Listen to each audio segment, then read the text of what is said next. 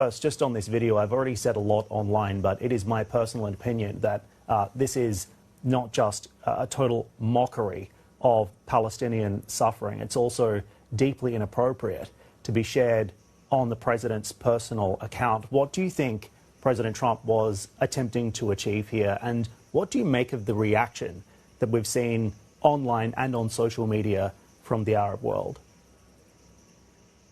It's nice to be with you, Dad. And I echo those sentiments. I think we have to keep in mind and remind ourselves, because we've been through this with President Trump in his first term. Well, with President Trump, it's become very acute for everyone not to listen to what he says so much, because he's a media personality, he's a showman. He likes to troll. The video was clearly a trolling video. So you pay less attention to what he says, but more attention to what he does.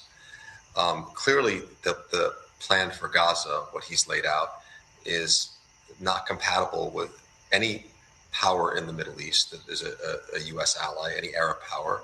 It's been condemned by the Arab League, by the GCC, by the Saudis, by the Jordanians, by the Egyptians. It's simply not going to happen. There's no appetite in the United States for U.S. troops to go and occupy Gaza. The United States is moving away from its footprint in the Middle East. It left Afghanistan. It has only left a few troops in Iraq.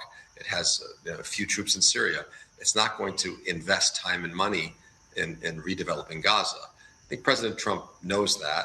And I think those who, like myself, who look at the Middle East and who study the Middle East, know that. I think what he's trying to do is, and I have no inside knowledge, but just based on watching him and studying him the last 8 years, is he's trying to galvanize others in the region to come up with a solution and say, well, if you don't have a solution, if you don't have anything better, this is what I'm going to do. But he has no real intention of going through with this, because it's not feasible. Indeed. And even though the video was tone deaf, at least it has sparked a conversation. Just given the backlash that we've seen from the region online and on social media, do you think this is going to change the narrative or influence the conversation at the Arab leaders meeting, which is coming up on the 4th of March?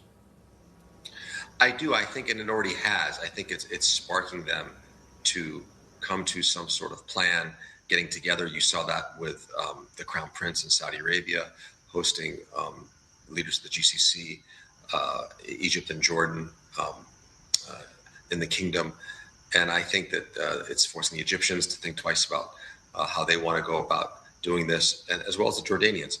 In the end, the solution for what happens next in Gaza is going to come from the region and from the Arab neighbors of the region, who are also key strategic allies of the United States. And the U.S. has a role to play in that, but it's not going to be at the forefront of it. There's no desire in the United States, neither politically nor with the people, to go and occupy Gaza. And I think that this is what, this method that President Trump uses to sort of shock and awe with the media, with social media, has proven remarkably effective for him through his political career.